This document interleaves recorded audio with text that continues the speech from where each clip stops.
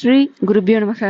அனைவருக்கும் நமஸ்காரம். ஆண்டாள் அவதரித்த ஆடிப்பூர நன்னாளில் அனைவரது இல்லத்திலும் ஒலிக்க வேண்டியது நாச்சியார் திருமொழியின் 6ஆம் திருமொழியாக விளங்கும் மங்களப்பதிகம் வாரணமாயிரம். மேலும் வேதாந்த தேசிகர் ஓர் ஆடிப்பூர நன்னாளில் இயற்றியது ஆண்டாளின் அருமை பெருமைகளையும் வைபவத்தையும் கருணையையும் போற்றிச் சொல்லும் ஸ்ரீ கோதாஸ்துதி. மேலும் ஆண்டாள் நாச்சியாரின் 108 திருநாமங்களான கோதா அஷ்டோத்திர சத்தநாமாவளியும் இந்த நன்னாளில் சொல்வதாலும் கேட்பதாலும் வீட்டில் ஐஸ்வர்யம் பெருகும், லக்ஷ்மி கட்டாட்சம் நிலைக்கும், சுபகாரியங்கள் கூடி வரும். ஸ்ரீ பெரியாழ்வாரின் திருவம்சத்தவரான வேதபிரான் பட்ட ஸ்ரீ கேசவாச்சாரியர் அருளியது. ஸ்தோத்திரத்தை பார்க்கலாம். ஸ்ரீ கோதாதேவி அஷ்டோத்தர சதநாமாவளிகி. ஓம் ஸ்ரீ ரங்கநாயக்யை நமக. ஓம் கோதாயை நமக. ஓம் விஷ்ணு சித்தாத்மஜாயை நமக. ஓம் சத்யை நமக. ஓம் கோபி வேஷதராயை நமக. ஓம் தேவ்யை நமக. ஓம் பூசுதாயை நமக. ஓம் போகசாலின்யை நமக. ஓம் துளசி காணனோத்பூதாயை நமக. ஓம் ஸ்ரீதன்விபுரவாசின்யை நமக. ஓம் பட்டநாத பிரியகரியை நமக. ஓம் ஸ்ரீ கிருஷ்ணஹிதபோகின்யை நமக. ஓம் ஆமுக்தமால்யதாயை நமக. ஓம் பாலாயை நமக. ஓம் ரங்கநாத பிரியாயை நமக. ஓம் பராயை நமக. ஓம் விஸ்வம்பராயை நமக. ஓம் கலாலாபாயை நமக. ஓம் யதிராஜ சகோதரியை நமக. ஓம் கிருஷ்ணானுரக்தாயை நமக. ஓம் சுபகாயை நமக. ஓம் சுலபஸ்ரீயை நமக. ஓம் சுலக்ஷணாயை நமக. ஓம் லக்ஷ்மி பிரியசக்யை நமக. ஓம் ஷ்யாமாயை நமக. ஓம் தயாஞ்சிதத்ருகஞ்சலாயை நமக. ஓம் பல்குண்யாவிர்பவாயை நமக. ஓம் ரம்யாயை நமக. ஓம் தனுர்மாசக்ருதவ்ரதாயை நமக. ஓம் சம்பகாசோக புன்னாக மாலதி விலசத்கச்சாயை நமக. ஓம் ஆகாரத்ரய சம்பன்னாயை நமக. ஓம் நாராயண பதாஸ்ரிதாயை நமக. ஓம் ஸ்ரீமதஷ்டாக்ஷரி மந்திரராஜஸ்தித மனோரதாயை நமக. ஓம் மோக்ஷப்பிரதான நிபுணாயை நமக. ஓம் மனுரத்னாதி தேவதாயை நமக. ஓம் பிரம்மண்யாயை நமக. ஓம் லோகஜனன்யை நமக. ஓம் லீலா மானுஷரூபிண்யை நமக. ஓம் பிரம்மஞான பிரதாயை நமக. ஓம் மாயாயை நமக. ஓம் சச்சிதானந்த விக்கிரகாயை நமக. ஓம் மகாபதிவிரதாயை நமக. ஓம் விஷ்ணு குணகீர்த்தன லோலுபாயை நமக. ஓம் பிரபன்னார்த்திஹராயை நமக. ஓம் நித்யாயை நமக. ஓம் வேதசௌதவிகாரிண்யை நமக. ஓம் ஸ்ரீரங்கநாத மாணிக்ய மஞ்சரியை நமக. ஓம் மஞ்சுபாஷின்யை நமக. ஓம் பத்மப்ரியாயை நமக. ஓம் பத்மஹஸ்தாயை நமக. ஓம் வேதாந்தத்வய போதின்யை நமக. ஓம் சுப்ரசன்னாயை நமக. ஓம் பகவத்யை நமக.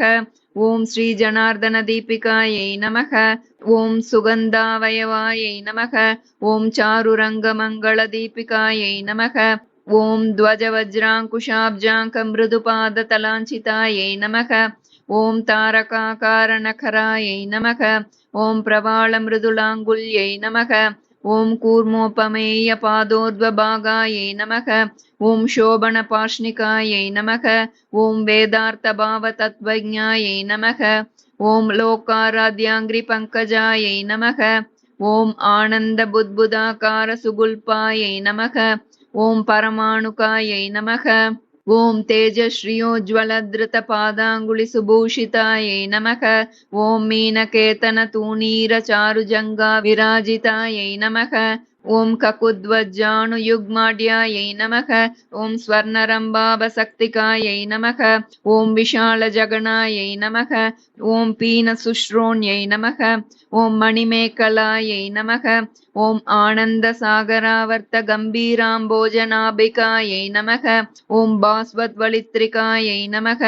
ஓம் சாரு ஜகத் பூர்ண மகோதரியை நமக. ஓம் நவவல்லி ரோமராஜ்யை நமக. ஓம் சுதா கும்பாயிதஸ்தன்யை நமக. ஓம் கல்பமாலானி பபுஜாயை நமக. ஓம் சந்திரகண்டன காஞ்சிதாயை நமக. ஓம் சுப்ரவாஷாங்குலீன்யஸ்த மகாரத்னாங்குலீயகாயை நமக. ஓம் நவாருண பிரவாலாப பாணிதேஷ சமஞ்சிதாயை நமக.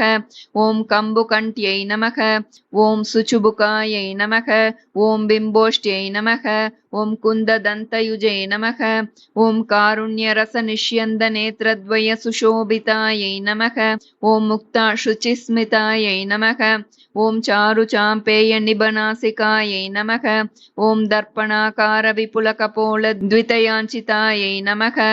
ஓம் அனந்தார்க்க பிரகாஷோத்யன்மணிதாட்டங்க சோபிதாயை நமக. ஓம் கோட்டி சூர்யாக்னி சங்காஷ நானா பூஷண பூஷிதாயை நமக. ஓம் சுகந்தவதனாயை நமக. ஓம் சுப்ருவே நமக. ஓம் அர்த்தச்சந்திரலலாட்டிகாயை நமக. ஓம் பூர்ணச்சந்திரானனாயை நமக. ஓம் நீலகுட்டிலாலக சோபிதாயை நமக. ஓம் சௌந்தர்ய சீமாயை நமக. ஓம் விலசத் கஸ்தூரி திலகோஜ்வலாயை நமக. ஓம் தகத்தகாய மானோத்யன்மணி சீமந்த பூஷணாயை நமக. ஓம் ஜாஜ்வல்ய மானசத்ரத்ன திவ்ய சூடாவதம்சகாயை நமக. ஓம் சூர்யார்த்த சந்திர விலசத்பூஷணஞ்சித வேணிகாயை நமக. ஓம் அத்யர்காணல தேஜோதிமணி கஞ்சுகதாரிண்யை நமக. ஓம் சத்ரத்னாஞ்சித வித்யோத வித்யுத் குஞ்சாபஷாட்டிகாயை நமக. ஓம் நானாமணிகணா கீர்ண ஹேமாங்கத சுபூஷிதாயை நமக. ஓம் குங்குமாகரு கஸ்தூரி திவ்ய சந்தன சர்ச்சிதாயை நமக. ஓம் ஸ்வோச்சிதௌஜ்வல்ய விவித விசித்திரமணிஹாரிண்யை நமக. ஓம் அசங்கேய சுகஸ்பர்ஷ சர்வாதிசய பூஷணாயை நமக. ஓம் மல்லிகா பாரிஜாதாதி திவ்ய புஷ்பஸ்ரகஞ்சிதாயை நமக. ஓம் ஸ்ரீரங்கநிலையாயை நமக. ஓம் பூஜ்யாயை நமக. ஓம் திவ்ய தேச சுஷோபிதாயை நமக. இதி ஸ்ரீ கோதாஷ்டோத்திரசதநாமாவளி சம்பூர்ணம். ஸ்ரீ குருப்யோ நமக. ஹரிஹி ஓம். ஆண்டாள் அருளிய வாரணமாயிரம். வாரணமாயிரம் சூழவலம் செய்து நாரண நம்பி நடக்கின்றான் என்றதிர் பூரண பொற்குடம் வைத்து புறமெங்கும் தோரணம் நாட்டக் கணா கண்டேன் தோழி நான். வாரணமாயிரம் சூழவலம் செய்து நாரண நம்பி நடக்கின்றான் என்றதிர் பூரண பொற்குடம் வைத்து புறமெங்கும் தோரணம் நாட்டக் கணா கண்டேன் தோழி நான். நாளை வதுவை மணமென்று நாளிட்டு பாளை கமுகு பரிசுடை பந்தர்கீழ் கோளரி மாதவன் கோவிந்தன் என்பான் ஓர் காளை புகுதக் கணா கண்டேன் தோழி நான். இந்திரனுள்ளிட்ட தேவர் குழாமெல்லாம் வந்திருந்தென்னை மகட்பேசி மந்திரித்து மந்திரக் கோடியுடுத்தி மணமாலை அந்தரி சூட்ட கணா கண்டேன் தோழி நான். நாள் திசை தீர்த்தம் கொணர்ந்து நனி நல்கி பார்ப்பனச் சிட்டர்கள் பல்லார் எடுத்தேத்தி பூப்புனை கண்ணி புனிதனோடென் தன்னை காப்பு நான் கட்ட கணா கண்டேன் தோழி நான்.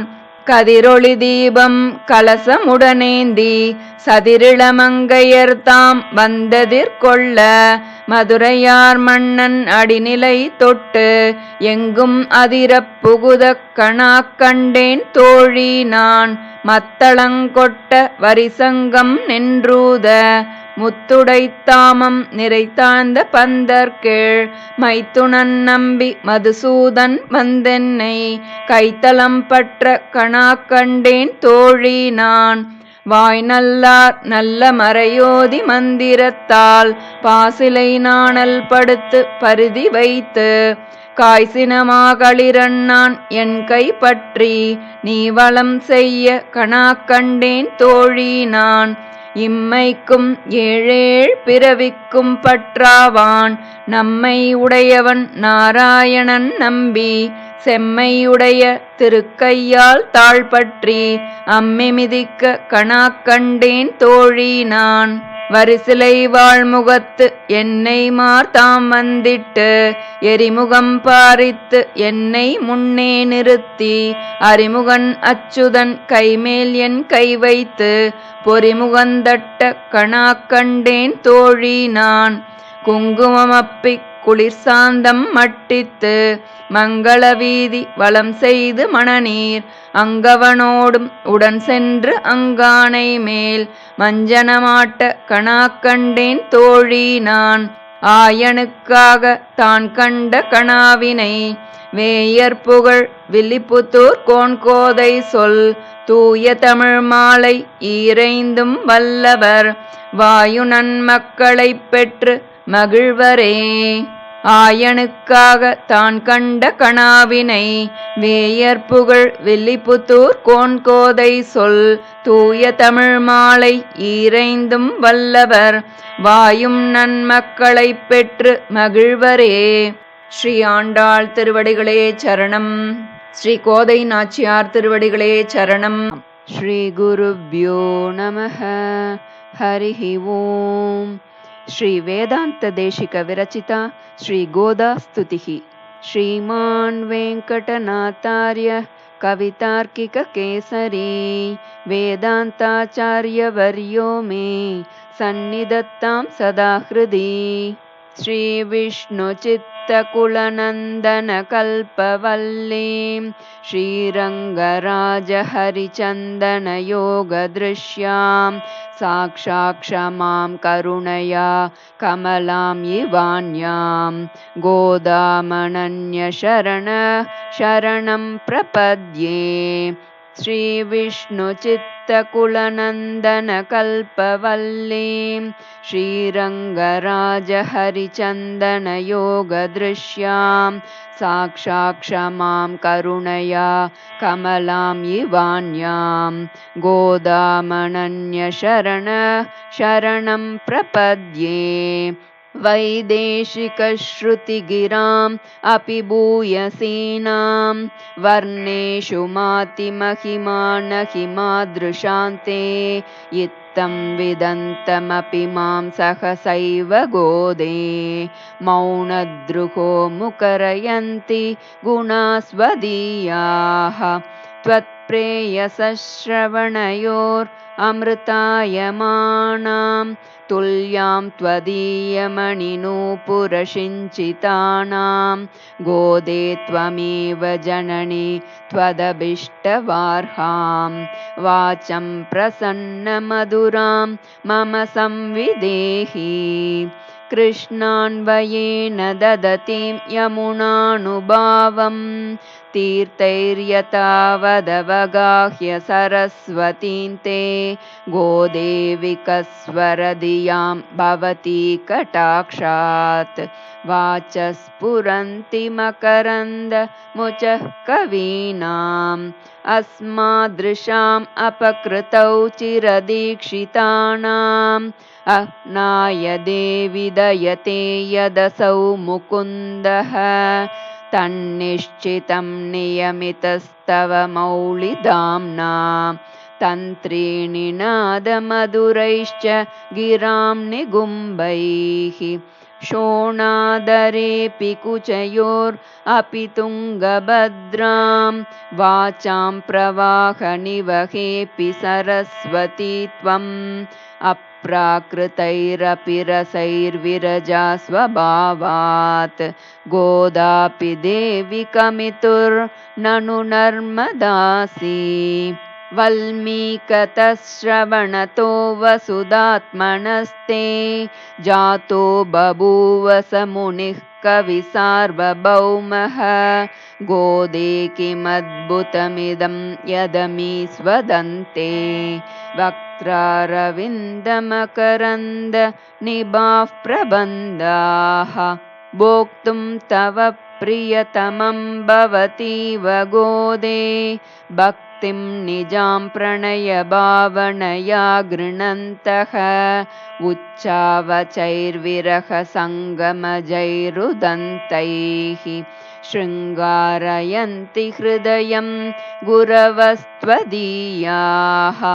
मातः समुत्थितवतीम् अधिविष्णुचित्तं विश्वोपजीव्यममृतं वचसा दुहानां तापच्चिदं हिमरुचेरिव मूर्तिमन्यां सन्तः पयोधि दुहितुस्सहजां विदुस्त्वां तातस्तु ते मधुभितस्तुतिलेशवश्यात् कर्णामृतैस्तुतिशतैरनवाप्तपूर्वं त्वन्मौलिगन्धसुभगामुपहृत्य मालां लेभे महत्तरपदानु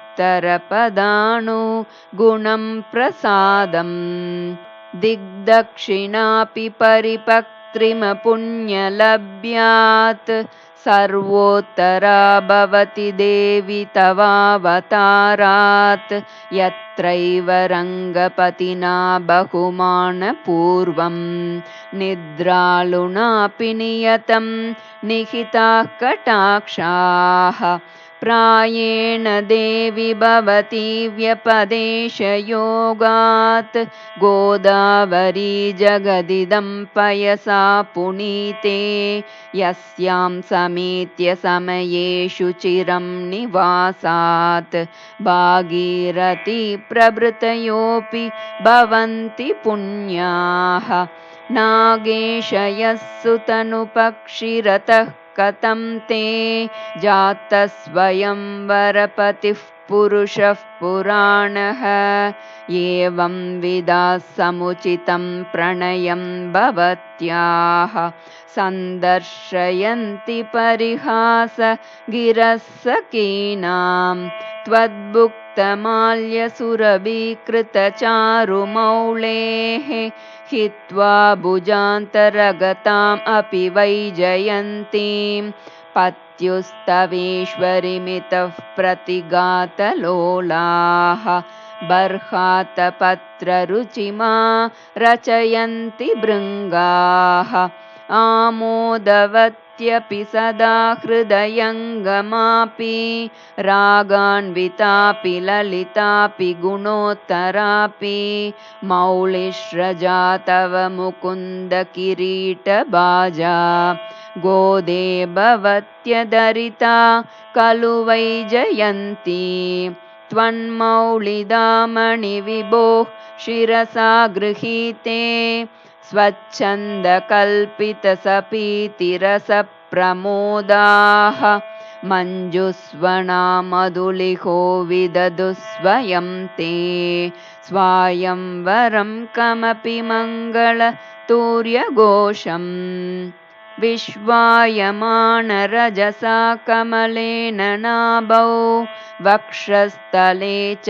कमलास्तनचन्दनेन आमोदितोऽपि निगमैर्विभुरङ्घ्रियुग्मे दत्तेन तेन शिरसा तव मौलिमालां चूडापदेन परिगृह्य तवोत्तरीयं मालामपि त्वदलकैरधिवास्य दत्तां प्रायेण रङ्गपतिरेष बिभर्ति गोदे सौभाग्यसम्पदभिषेक महाधिकारं तुङ्गैरकृत्रिमगिरस्वयमुत्तमाङ्गैः यं सर्वगन्ध इति सादरमुद्वहन्ति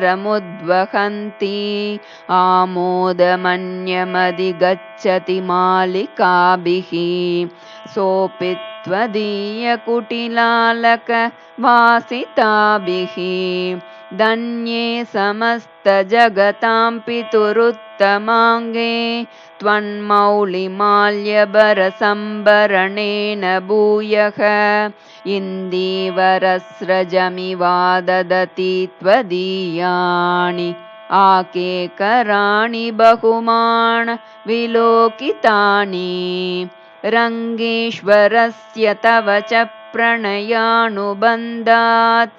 अन्योन्यमाल्यपरिवृत्तिमभिष्टुवन्तः वाचालयन्ति वसुधेरसिकास्त्रिलोकीं न्यूनाधिकत्वसमता विषयैर्विवादैः दूर्वादलप्रतिमया तव देहकान्त्या गोरोचना रुचिरया च रुचेन्दिरायाः आसीदनुञ्जितशिखावलकण्ठशोभं माङ्गल्यदं प्रणमतां मधुवैरिगात्रम् अर्च्यं समर्च्य निगमैर्निगमप्रसूनैः नातं त्वया कमलया च समेयिवांसं मातश्चिरं निरविशन्निजमादिराज्यं मान्यामनुप्रभृतयोऽपि महीक्षितस्ते आर्द्रापराधिनि जनेऽप्यभिरक्षणार्थं रङ्गेश्वरस्य रमया विनिवेद्यमाने पार्श्वे परत्र भवति यदि तत्र नासीत् प्रायेण देवि वदनं परिवर्तितं स्यात् गोदे गुणैरपणयन् प्रणतापराधान् भ्रूक्षेपयेव तव भोगरसानुकूलः कर्मानुबन्धिफलदानरतस्य भर्तुः स्वातन्त्र्यदुर्व्यसनमर्मभिदा निदानम् रङ्गे तटिद्गुणवतो रमयैव गोदे कृष्णाम्बुदस्य घटितां कृपया सुवृष्ट्या दौर्गत्यदुर्विषविनाशसुधा नदीं त्वां सन्तप्रपद्य शमयन्त्य चिरेण तापान् जातापराधमपि मामनुकम्प्य गोदे गोप्त्री यदि त्वमसि युक्तमिदं भवत्याः वात्सल्यनिर्भरतया जननी कुमारम् स्तन्येन वर्धयतीदष्टपयोदरापि शतमकमणिनीला चारुकल्हारहस्ता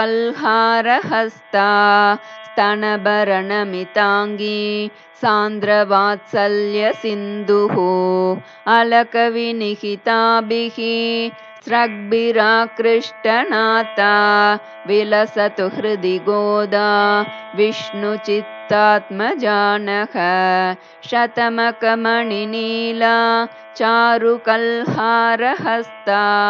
स्तनभरणमिताङ्गी सान्द्रवात्सल्यसिन्धुः अलकविनिहिताभिः स्रग्भिराकृष्टनाथा विलसतु हृदि गोदा विष्णुचित्तात्मजानः इति विकसितभक्तेरुत्थितां वेङ्कटेशात् बहुगुणरमणीयां भक्तिगोदास्तुतिं यः स भवति बहुमान्यः श्रीमतो रङ्गभर्तुः चरणकमलसेवां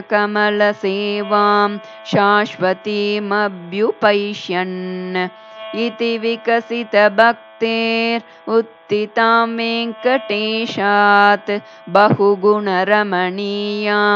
भक्तिगोदास्तुतिं यः स भवति बहुमान्यः श्रीमतो रङ्गभर्तुः चरणकमलसेवां शाश्वतीमभ्युपैष्यन् कवितार्किकसिंहाय कल्याणगुणशालिने श्रीमते वेङ्कटेशाय वेदान्तगुरवे नमः इति श्रीवेदान्तदेशिकविरचिता श्रीगोदास्तुतिः समाप्ता। श्रीगुरुभ्यो नमः। हरिः ओम्।